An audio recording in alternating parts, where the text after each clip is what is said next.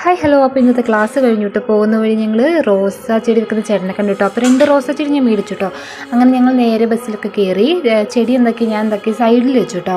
അവിടെ കിടക്കട്ടെ, ഇറങ്ങുമ്പോൾ ഇരിക്കാമല്ലോ എന്ന് കരുതി. പിന്നെ ഫ്രണ്ടിൽ ഇരുന്നതായതുകൊണ്ട് ഭയങ്കര വെയിലടിക്കുന്നുണ്ടായിരുന്നു കേട്ടോ. പിന്നെ കുറച്ച് കഴിയുമ്പോൾ ഞങ്ങൾ സീറ്റ് മാറിയിരുന്നു.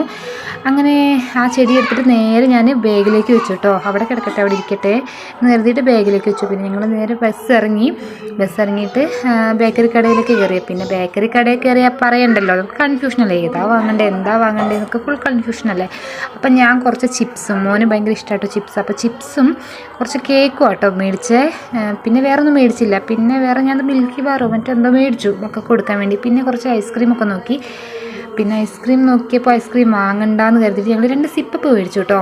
അങ്ങനെ സിപ്പപ്പ് മേടിച്ചിട്ട് ഞങ്ങൾ നടന്നാട്ടോ വീട്ടിലേക്ക് പോയേ.